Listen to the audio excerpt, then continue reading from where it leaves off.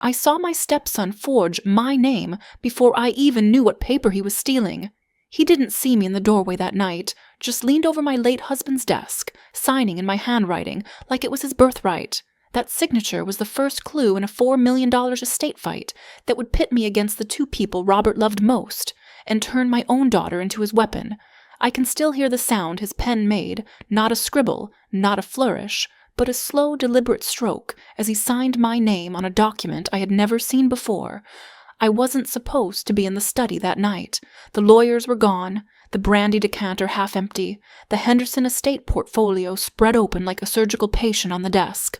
And there he was, my stepson, James, standing under the yellow glow of the banker's lamp, forging my signature with the same steady hand he once used to sign birthday cards for me. His posture was casual, almost lazy, but his eyes, they were locked on that paper like a predator on a kill. It was the first clue, not the moment I knew exactly what he was doing. That would come later, but the moment the floorboards under my life began to creak. 2 months earlier, Robert Henderson, my husband of 18 years, had died in his sleep. He left behind a sprawling legacy, the waterfront property in Hilton Head, 2 downtown commercial buildings, and a $4 million portfolio of diversified trusts, the kind of estate that turns family members into contestants. The will, as Robert had explained it to me over and over, was simple half to me, half split evenly between his son from his first marriage and my daughter from mine. Robert wanted fairness, transparency. He said he'd set up the trusts so no one could twist them, but Robert had never met James under the pressure of inheritance. James was a charming man in public, always quick to pour your wine or open your door. But behind that charm was a habit of turning fair into fair to me, and after Robert's funeral, he started lingering at my house more often. At first, I thought it was grief. Then I noticed he never came without a leather briefcase. The night I caught him signing, I didn't confront him. I simply stepped back into the hall and pressed myself against the wall, my pulse shaking in my throat.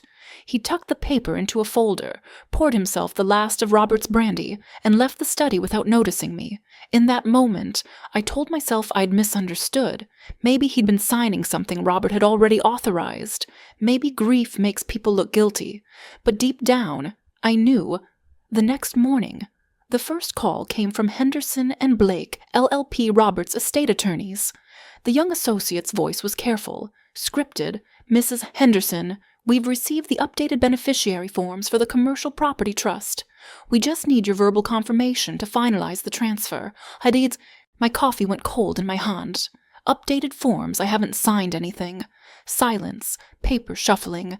Then, well, we do have your signature on file from yesterday evening. I asked them to send me a copy. The PDF arrived 10 minutes later. My name, written in my stepson's steady, confident hand, stared back at me. That was the first crack. And I knew if I didn't wedge something into it and pry, the entire $4 million estate would slide out from under me before I could even say my own name. I just didn't realize yet how far James was willing to go, or how much I'd have to become someone I didn't recognize to stop him. Next, I'll take you into the first real danger, the moment I understood that this wasn't just greed, it was war. It started with the sound of tires on my driveway gravel, slow, deliberate. At 6:13 a.m., that sound doesn't mean a neighbor dropping by. It means someone came early on purpose to catch you off balance. By the time I opened the front door, the fog off the marsh was still thick enough to bead on my robe. A man in a charcoal suit, coat buttoned to the throat, was already halfway up the porch steps. He had the kind of presence you feel before you see Chris cologne, polished shoes, a leather briefcase like a concealed weapon. Mrs. Henderson. The way he said my name made me straighten, even before I nodded. I'm here on behalf of Mr. James Henderson regarding the management consolidation of the Henderson commercial assets. No mention of my late husband, Robert, just James. My stepson had erased him in one sentence. I stepped aside, not because I wanted him in my house, but because I wanted to see the shape of the knife James was trying to stick me with. At my dining table, he unpacked a neat stack of documents, every corner perfectly aligned. The first page was a single line in aggressive block type, asset, reassignment authorization, expedited. The second page was a bulleted list of agreements I had supposedly initialed, granting James full authority to oversee, restructure, and liquidate both downtown commercial buildings in the event of spousal incapacity.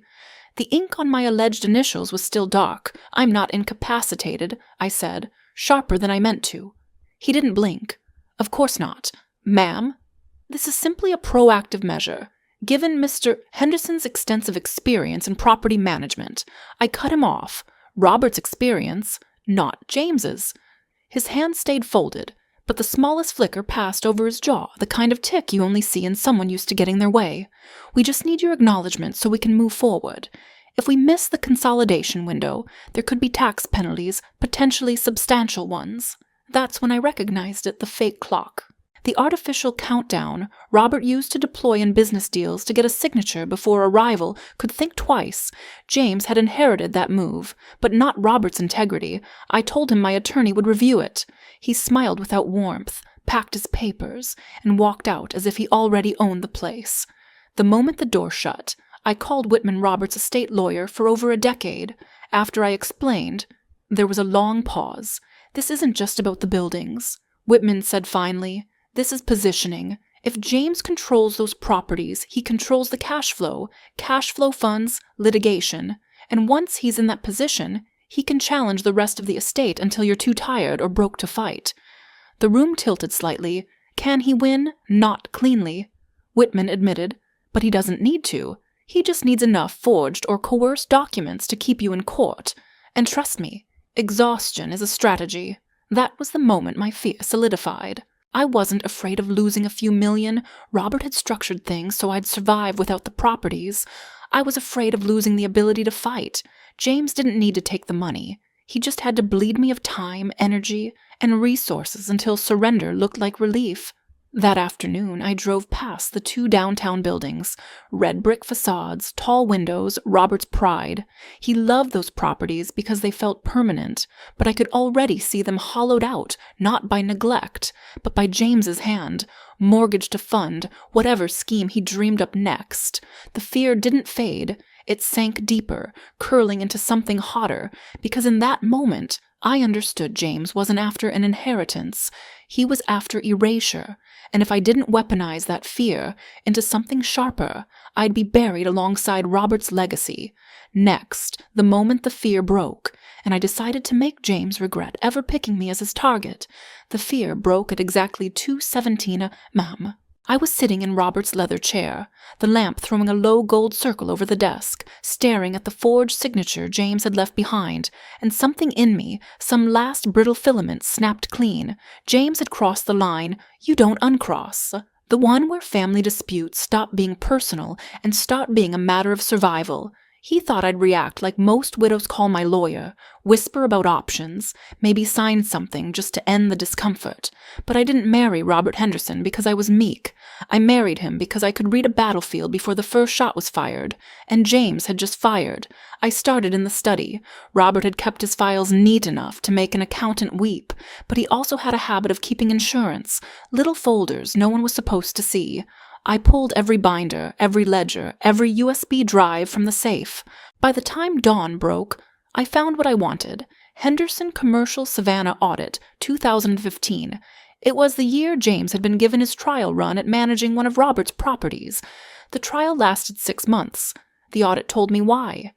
Inflated repair bills, vendor payments to shell companies, and a $42,000 consulting fee wired to an LLC that dissolved the same week.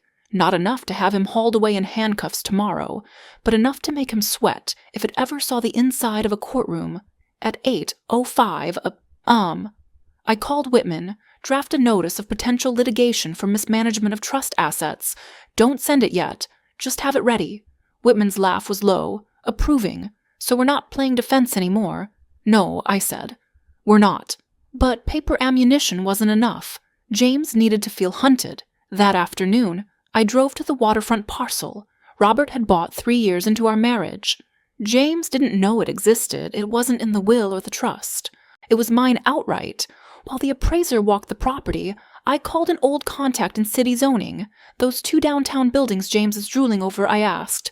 What's their next compliance deadline? He whistled. Full sprinkler and suppression overhaul. 18 months. You're looking at mid-six figures. I smiled. Good to know. If James somehow got those properties, they'd bleed him before they fed him. But my sharpest move wasn't on paper or in city records. It was psychological. 2 nights later, I walked into the Henderson Foundation Spring Gala, an event James used as his personal stage, wearing Robert's black tailored suit jacket. It still smelled faintly of cedar and aftershave. People turned to look. James froze mid-conversation. "Auntie," he said finally, using the syrupy nickname he saved for when he wanted something, "I hear you've been concerned about the buildings." I stepped close enough that only he could hear me. Not concerned. James, curious. "You've been busy." His eyes didn't flicker, but the pulse in his neck gave him away. He didn't know what I had, only that I had something, and the beauty of a weapon they can't see is that they imagine it's bigger than it is. That night, Whitman called.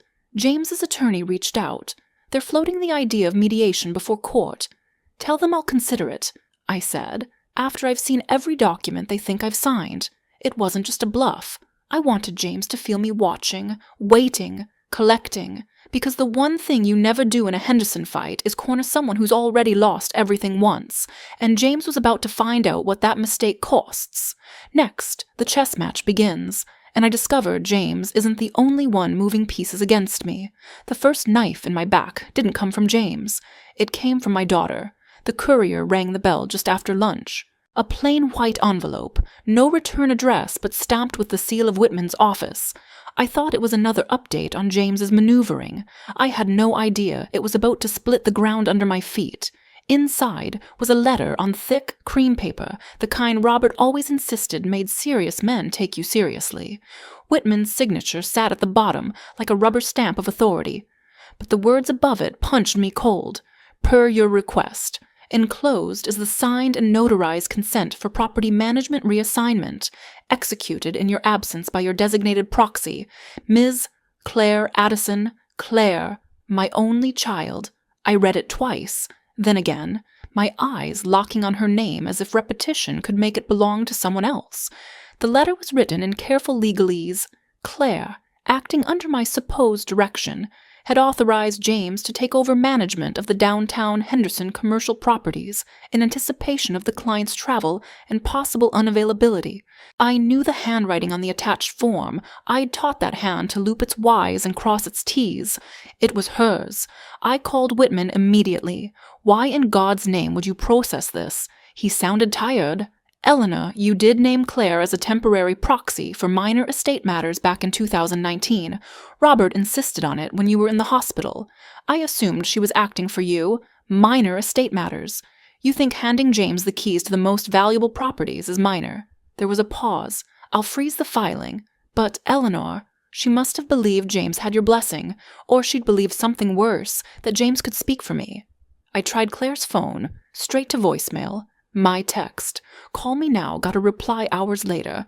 When she finally rang, her voice was defensive, brittle. "James said you were making everything difficult. He said the buildings were losing money and you refused to act. I was trying to help.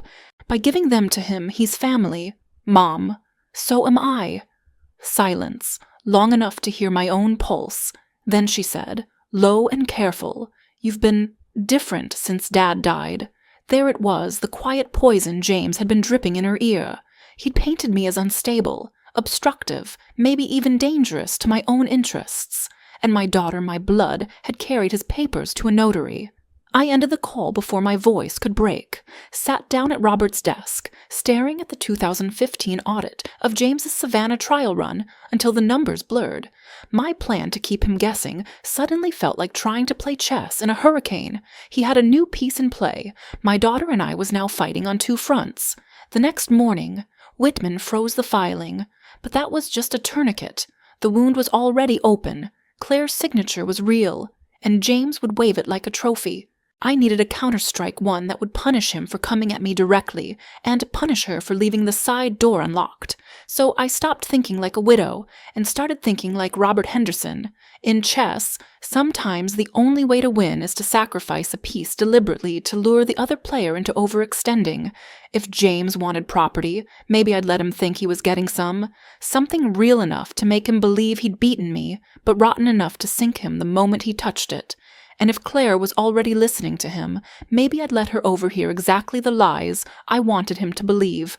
The board was set, the clock ticking. All I needed now was for James to step right where I wanted him with a smile on his face. Next the bait, the trap, and the night James took it without even glancing down. The first sign the trap had failed came in the form of my own daughter's handwriting, and it was wrapped around my throat.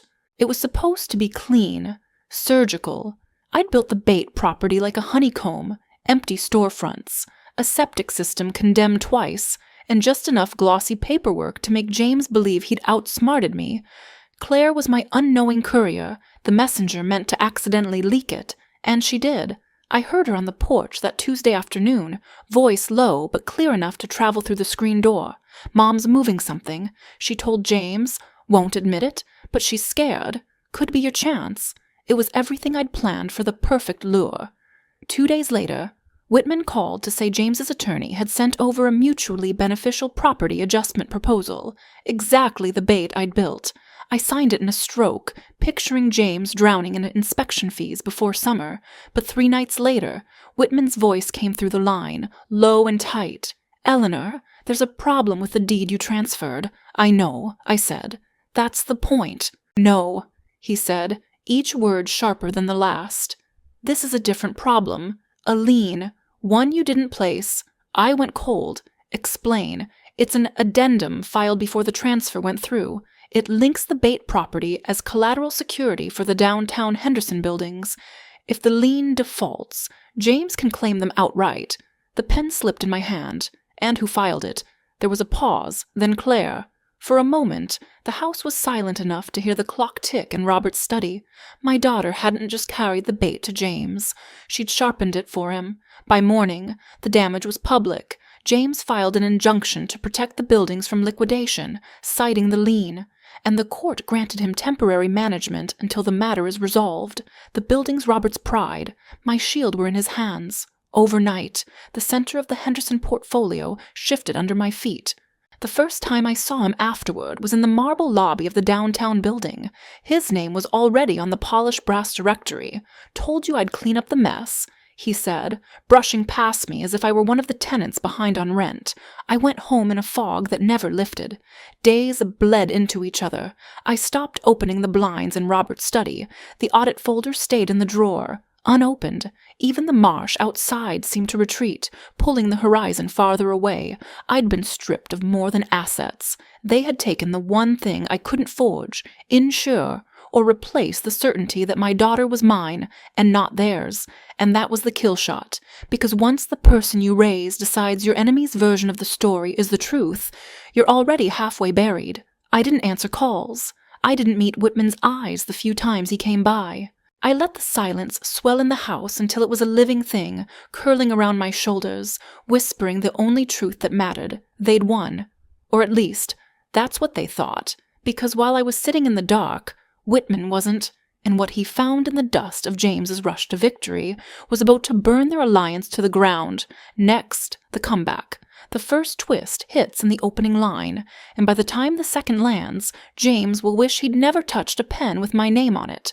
The moment I stopped being the hunted came from a single, grainy frame on a security video, and in that frame, James was signing my daughter's name. Not just holding the pen, not just leaning on the counter. Full stroke, clean curve, Claire's signature appearing under his hand like it belonged there. The timestamp made it lethal. She wasn't even in the building that day. Whitman slid the flash drive across my desk like a loaded gun. "Forgery and fraudulent filing," he said. "One is bad enough. Both, that's a felony. If we push this, the court will yank his management instantly." I stared at the frozen frame, the arrogant tilt of his chin as he finished her name. "It's not enough," I said. "I want him to choke on it." Whitman smiled in that thin way lawyers do when they smell blood. "Then you're like what else I found." But it wasn't him who found the second twist. It was me, and it had been sitting in Robert's audit folder for years. I'd flipped through the 2015 Savannah property audit more times than I could count, but now, with James's forgery still burning in my head, I slowed down. That's when I saw it, a $14,500 consulting fee to an LLC I didn't recognize. One search, one corporate filing later, and my stomach turned. The sole listed officer, Claire Addison, my daughter, had been on James's payroll long before Robert died. The betrayal wasn't born in grief. It was cultivated, paid for. And James, arrogant to the marrow, had left her name in black and white like a trophy. By mid-morning, Whitman and I had a new plan. We wouldn't just strip James of the buildings. We'd leave him so cornered he'd walk away from everything. We scheduled what his lawyer thought was a settlement discussion in a neutral downtown law office. The air in that conference room was cold enough to sting your teeth. James sauntered in 10 minutes late, cufflinks flashing, confidence intact. Claire followed, face tight, eyes darting anywhere but mine. Before he could sit, Whitman pressed play. The scratch of the pen filled the room. On screen, James leaned over the recorder's glass counter, forging her name with a casual flourish. The silence in the room was absolute. Then, Whitman slid the audit across the table, tapping Claire's name with one finger. Interesting to see your partnership goes back years. Her face blanched. That's not James, cut her off. What do you want? I leaned in. My voice, low, steady. You sign a mutual release. You give up all claims to the Henderson estate, the properties, the trusts, permanently. His smile flickered, or what Whitman didn't blink, or we walk this package over to the DA video, audit, and a notarized statement from the clerk who watched you sign. For the first time since Robert's funeral, James had no script. He looked at Claire, searching for an ally. She stared at the tabletop, silent, page by page. He signed. No swagger now. Just the sound of paper turning, pen scratching, and his legacy crumbling in real time. When it was done, I stood. We're finished here. James didn't answer. He just gathered his papers like a man collecting scraps. Claire's voice followed me to the door, small, breaking. Mom, I didn't think I turned. You thought I wouldn't fight. That's why you lost. Outside, the city air was sharp, alive. For the first time in months, the weight was gone from my shoulders. The buildings were mine again, Robert's name safe, and James. He'd never come near either of us again. I hadn't just survived him. I'd left him with nothing to come back to. Next, the final part, the quiet aftermath, the lesson, and the question for anyone watching who's ever been in my place. The first morning I walked back into the Henderson building as its sole owner. I didn't head straight for my office. I stopped in the marble lobby, staring up at the brass directory plaque where Robert's name shone again. No trace of James, no asterisk, no shared credit, just clean metal and my reflection staring back at me. It wasn't triumph, I felt. It was something steadier, heavier, peace, maybe, but the kind that's earned in blood and paperwork, the kind no one can give you and no one can take back. Tenants passed me in the lobby, nodding politely, unaware of the war that had been fought in boardrooms and back channels to keep these walls mine. Outside, the winter sun burned sharp over the street, and for the first time in months, I didn't scan the crowd for an ambush. James hadn't tried to come back. He couldn't not, with the release he'd signed. Claire, she'd stayed silent, too. I hadn't blocked her number, but I'd stopped answering. Loving someone doesn't mean leaving the door open for them to rob you again. Back home, the marsh outside my kitchen window was silver in the early light. I poured coffee into Robert's old Hilton head mug, the one with the crack in the handle, and let the steam warm my hands. I thought about all the versions of me James had believed in. The widow too polite to fight, the mother too blind to see, the woman too tired to take the first shot, every version wrong. I keep the grainy security video of James forging Claire's name on a USB in my desk, not out of spite, out of memory. A reminder that when you see someone's true nature, you act. You don't wait for them to apologize. You don't give them a second chance to prove they're exactly who you thought they were. Robert used to tell me that every family has a fault line invisible until the wrong step makes it split. James didn't create ours. He just stomped on it hard enough for me to see it clearly, and I rebuilt on rock. That afternoon, I walked the length of the building. I ran my fingers over the cool marble walls, listened to my footsteps echo through the halls, smelled the faint trace of cedar oil from the janitor's polish.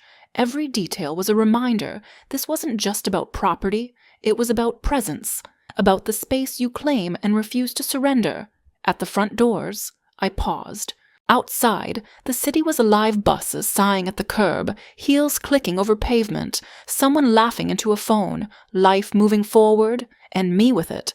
I didn't just win back what was mine, I made sure the people who tried to take it could never step foot on this ground again. What would you have done if you were her? Leave a comment. Your story could be the one that helps someone else wake up.